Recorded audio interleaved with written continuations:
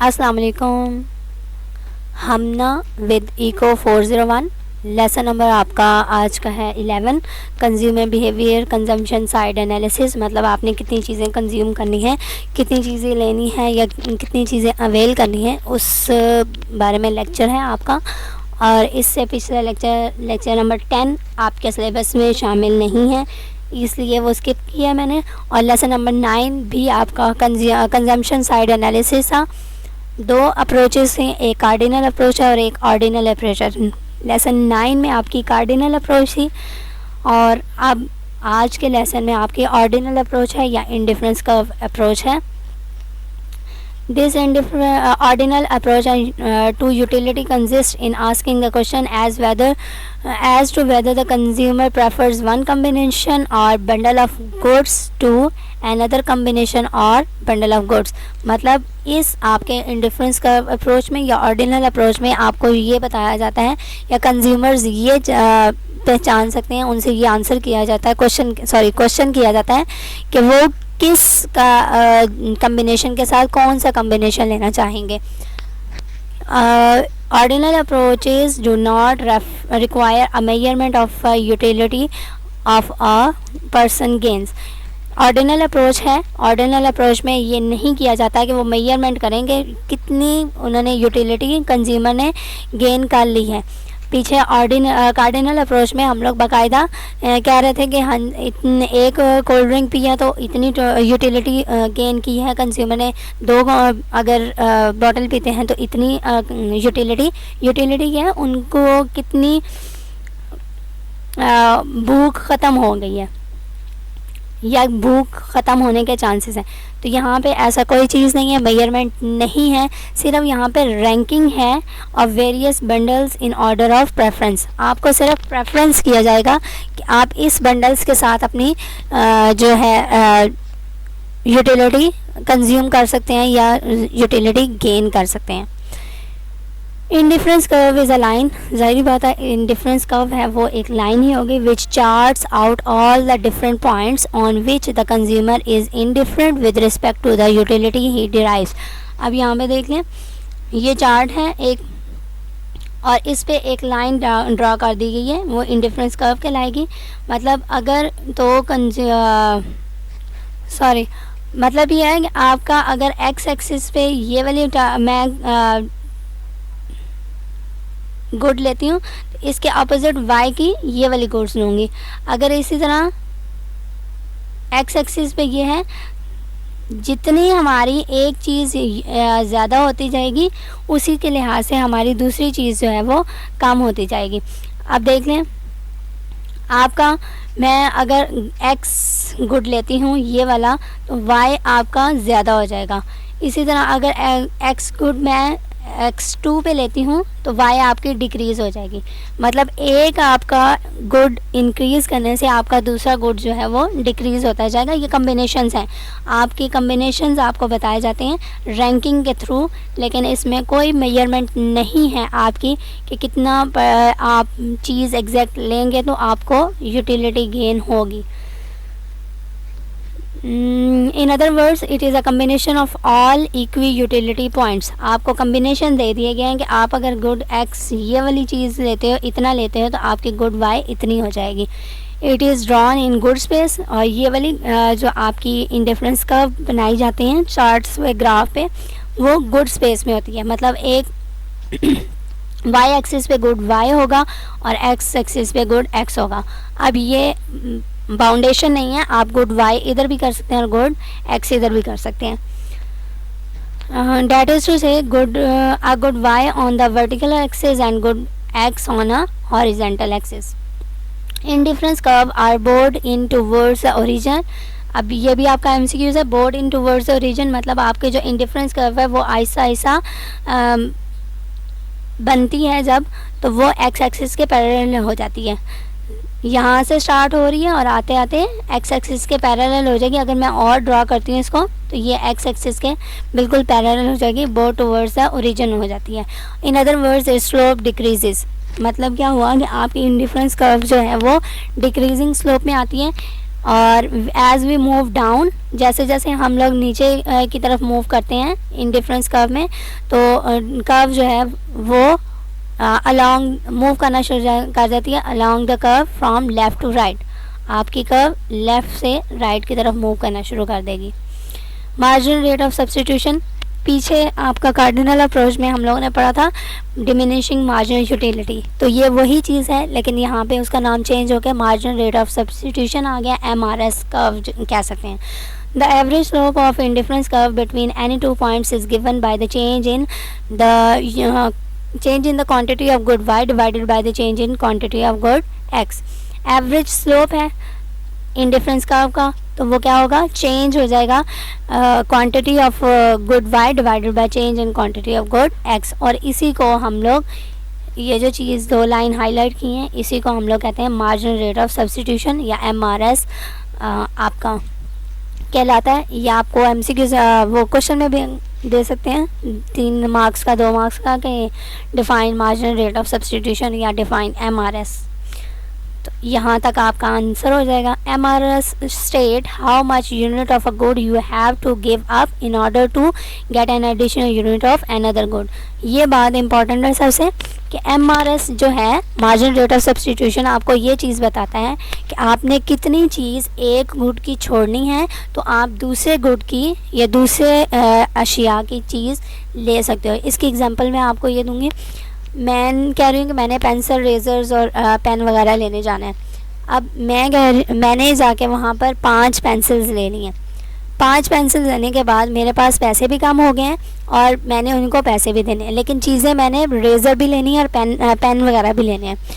तो उसमें अब मुझे जो सोचने वाली बात है, या मैं जो सोचूंगी वो ये होगा कि मेरे पास पैसे कितने हैं, और मैं अगर 3 पेंसिल्स वापस करूँ तो मेरे पास पेन वगैरह मैं दोबारा ले सकती हूँ। मतलब एक चीज़ को आप छोड़ोगे, कितनी क्वांटिटी आप एक चीज़ की छोड़ो, मतलब पेंसिल में कितनी छोड़ूंगी, तो मैं आगे अपने पेन जो हैं उनके एक्सचेंज पर ले सकती हूँ। Diminishing marginal rate of substitution, मतलब MRS जो है is related to the principle of diminishing marginal utility. मतलब दोनों सेम ही हैं, लेकिन नेम चेंज हैं, क्योंकि एक कार्डिनल अप्रोच में आ रहा है और एक ऑर्डिनल अप्रोच में आ रहा है। MRS is equal to the ratio of marginal utility of x divided by marginal utility of y। यह आपका फार्मूला है। dy/dx जो है वो इक्वल्स होता है MRS के, और अगर dy/dx हम लोग कहें तो वो equal marginal utility of x divided by marginal utility of y। आप लोग देख लेंगे डेरिवेटिव में हमारे पास y न्यूमरेटर में है और मार्जिनल यूटिलिटी में हमारा y डिनोमिनेटर में है। तो ये एज इट इज़ आप लोगों ने याद करना है, ये फार्मूला के तौर पे आपको MCQs में क्विज में दे सकते हैं। अच्छा जी, इंडिफरेंस कर्व में 2 चीज़ें होती हैं, एक तो परफेक्ट सब्स्टिट्यूट्स होते हैं और एक परफेक्ट कॉम्प्लीमेंट्स होते हैं। सब्स्टिट्यूट्स और कॉम्प्लीमेंट्स के बारे में मैंने पीछे आपके लेक्चर्स में जहाँ पे बात हुई थी वहाँ पे मैंने बताया था, दोबारा बताती चलती हूँ कि परफेक्ट सब्स्टिट्यूट्स या परफेक्ट को हटा भी दो। सब्स्टिट्यूट्स क्या होते हैं, आप एक चीज़ के साथ, अगर आपके पास एक चीज़ अवेलेबल नहीं है तो उसके अपोजिट आप कोई और चीज़ ले सकते हो। मतलब मैं कहती हूँ कि मैंने पेप्सी पीनी थी, अगर आप पेप्सी नहीं है मार्केट में या आप दुकान पे जहाँ पे जा रहे हो वहाँ पे पेप्सी नहीं है, तो उसके अगेंस्ट जो है मैं कोका कोला भी ले सकती हूँ, 7 अप भी ले सकती हूँ, स्प्राइट, फैंटा, जो भी लेना हो। अब कोका कोला या बाकी कोल्ड ड्रिंक्स का मकसद क्या था कि हम लोगों ने कोल्ड ड्रिंक पीनी है और हमारी जो प्यास लगी हुई है हमें वो बुझानी है। तो सब्स्टिट्यूट कहते हैं कि आपके पास एक चीज़ अवेलेबल नहीं है तो उसी के जैसे रिलेटेड जो है कोई और चीज़ आप अवेल कर सकते हो, ले सकते हो। और कॉम्प्लीमेंट्स क्या होते हैं, कॉम्प्लीमेंट्स अगर आप एक चीज़ लेना चाहते हो, एक चीज़ करना चाहते हो, चलाना चाहते हो, तो उसके लिए उसी के साथ की दूसरी चीज़ आप लाजमी लेने के लिए बाउंड हो जाते हो। अब इसके एग्जांपल जो हैं वो 2 मैं दे देती हूँ, बाकी आप लोग खुद देख लीजिएगा, शायद आपको समझ आ जाए। शूज़ हैं, जब हम लोग शूज़ लेने जाते हैं, जूते लेने जाते हैं दुकान पर, तो हम लोग ये नहीं कहते कि हमें जो है राइट साइड वाला शूज़ दे दो और लेफ़्ट वाला आप लोग खुद रख लो। कभी भी ऐसा नहीं हुआ। जब भी हम लोगों ने जूते लेने हैं, शूज़ लेने, दोनों पाँव एक साथ ही लेते हैं। तो वो जो चीज़ है आपकी कॉम्प्लीमेंट है। मतलब अगर आपने लेफ़्ट साइड वाले शूज़ लेना है, जूता लेना है, तो राइट साइड वाला भी लेना पड़ेगा। इसी तरह की एक और एग्जांपल, मैं कंप्यूटर कहते हैं कि हम लोगों ने कंप्यूटर चलाना है, तो कंप्यूटर चलाने के लिए अगर एक इंसान कहे कि मैं सिर्फ मॉनिटर लूँगा तो मेरा कंप्यूटर चल जाएगा, ये पॉसिबल नहीं है। जब तक वो सीपीयू नहीं लेगा उसका कंप्यूटर नहीं चलेगा। अगर वो सीपीयू ले रहा है तो मॉनिटर भी लेना पड़ेगा। अब बात आ गई आपके इंडिफरेंस कर्व में आ रहे हैं, तो इंडिफरेंस कर्व में सब्स्टिट्यूट्स के जो इंडिफरेंस कर्व लाइन बनेगी वो स्ट्रेट लाइन होगी। ये आपके पास ग्राफ उन्होंने बनाया हुआ है, और कॉम्प्लीमेंट्स में आपकी एल शेप ग्राफ बनेगी इंडिफरेंस कर्व की। सेकेंड है आपका question, define the term indifference map. Indifference map जो है वो शो करता है a number of indifference curves. Map है, जाहिर बात है, तो उस पर इंडिफरेंस कर्व्स शो करेगा, डिफरेंट इंडिफरेंस कर्व्स होगा corresponding to different level of utility. एक आपकी अगर इंडिफरेंस कर्व बन रहे हैं तो उस पर यूटिलिटी लेवल और होगा। सेकंड आपका जब इंडिफरेंस कर्व बनेगा तो उसके यूटिलिटी लेवल फिर चेंज होएगा। अगर हम लोग यूटिलिटी इंडिफरेंस कर्व ज़्यादा अप हाई करते जाएंगे तो हमारे यूटिलिटी जो है वो भी ज़्यादा दूर हो जाएगा। और नीचे वाली लाइन पे उन्होंने यही लिखा हुआ है कि जितनी ज़्यादा दूर हमारी इंडिफरेंस कर्व होगी उतना ज़्यादा हमारा यूटिलिटी लेवल भी इंक्रीज़ होगा। Indifference curve never intersect the budget line and indifference curve. आपका जो इंडिफरेंस कर्व है वो कभी भी इंटरसेक्ट नहीं कर सकती बजट लाइन को। ये आपका एमसीक्यू था। Budget line shows various combination of two goods x and y that can be purchased. Purchase करना मतलब आपने ख़रीदनी ही है, दो गुड्स ख़रीदनी है, क्योंकि ये आपकी इंडिफरेंस कर्व में बात हो रही है। और जब दो गुड्स ले रहे हैं तो वो आपको ख़ुद आपकी अपनी सेटिस्फेक्शन बताएगी कि आपने कौन सी गुड ज़्यादा लेनी है और कौन सी गुड्स कम लेनी है। इट्स स्लोप जो है वो नेगेटिव में आएगा इंडिफरेंस कर्व का। P x over P Y is called the input price ratio. ये जो ऊपर आपका d y by d x था ना, इसमें प्राइस के साथ रिलेट करोगे आप और नेगेटिव साइन आएगा तो आपका स्लोप हो जाएगा वो इनपुट प्राइस रेशो। प्राइस की रेशो करनी है ना आपने। और बजट लाइन भी आपकी वही इंडिफरेंस कर्व जो परफेक्ट सब्स्टिट्यूशन में थी, स्ट्रेट लाइन, वही बजट लाइन भी आपकी होगी। Equation of the budget line क्या है? y equals to A plus B X आपकी ये इक्वेशन होती है, या budget line in terms of y है। y क्या है? इनकम है। अब क्या किया उन्होंने? K X plus I M equals to M कर दिया, आई वाई सॉरी, के और आई या एल, ठीक है, ये जो है इन्होंने कांस्टेंट अप्लाई कर दिए इनके साथ, उसको नाम दे दिया एम का। अब क्या हुआ, यहाँ से आई वाई या एल वाई यहाँ पे पॉजिटिव है, दूसरी साइड पे इसको उन्होंने इधर ही रहने दिया, के एक्स को नेगेटिव कर दिया दूसरी साइड पे ले जाके। अब ये वाला एल या आई आपका नीचे डिनोमिनेटर में दोनों के साथ डिवाइड हो गया है। अब वो बता रहे हैं कि आपको जो ये एम है, ये जो एम किया उन्होंने, ये क्या टोटल अमाउंट ऑफ मनी है जो आपके पास मौजूद होती है आपकी इनकम के तौर पे, या वो जो कहते थे तनख्वाह के तौर पे। के और आई जो है वो प्राइस ऑफ टू गुड्स है। एक गुड आपके पास एक्स है और एक गुड आपके पास वाई होता है, उसके साथ उन्होंने प्राइस लगा दी है के के तौर पे और आई के तौर पे, या एल, आप दोनों वर्ड यूज़ कर सकते हैं। प्राइस ऑफ टू गुड्स लगा दिए, मतलब अगर हम लोग x की वैल्यू के साथ मल्टीप्लाई करें तो एक गुड हो जाएगी, और y की वैल्यू l के साथ मल्टीप्लाई करें तो दूसरी गुड हो जाएगी। दोनों को ख़रीदा है हम लोगों ने, उसको ऐड कर दिया, तो आपके पास टोटल अमाउंट ऑफ मनी हो जाएगी जितनी आपने शॉपकीपर को दी है। अब क्या हुआ, m ओवर i, ये जो m ओवर i आपके पास आया है ये इंटरसेप्ट है, ये आपसे बाकायदा पूछा जाता है क्विज़ में या MCQs में। इस तरह ये आपकी y equal to minus k x by l plus m by l equation दे के वो क्या देते हैं, m बाई एल क्या है आपके पास, तो ये इंटरसेप्ट होता है।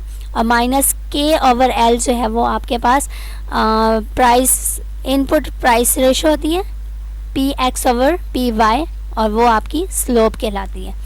The budget line can shift due to changes in the total budget and the relative price ratio. जाहिर बात है आपका जो बजट लाइन है वो कैसे शिफ्ट हो सकती है, या तो आप टोटल बजट को चेंज कर दो, मतलब ये जो आपका के एक्स प्लस आई वाई था इसको चेंज कर दो, या आपकी प्राइस रेशो चेंज हो जाए, तो दोनों सूरतों में आपका बजट लाइन जो है वाई चेंज हो जाएगा। प्राइस रेशो, हाँ जी, प्राइस रेशो क्या है, minus P x over P Y, और यही आपका स्लोप भी होता है। इफ़ मनी इनकम राइजेस, अगर आपकी मनी इनकम राइज होती है, मनी इनकम क्या थी, ये M, the budget line will shift outwards parallel to the initial budget line. ये भी आपका एमसीक्यूज है कि आपकी जो अगर मनी इंक्रीज़ होती है, मतलब आपकी ये सेटिस्फेक्शन, आपकी चीज़ें लेने का ज़्यादा हो जाता है, पैसे ज़्यादा देने पड़ते हैं, आपकी जो बजट लाइन है वो आउटवर्ड की तरफ शिफ्ट हो जाएगी, मतलब अपर की तरफ शिफ्ट हो जाएगी। If the relative price ratio changes, और दूसरी बात वो कह रहे हैं कि p x over P y change होती है, the slope of the budget line change. Simple सी बात है कि अगर आपका स्लोप चेंज हो या इंटरसेप्ट चेंज हो तो आपकी बजट लाइन पर असर होगा। थैंक यू, अल्लाह हाफिज़।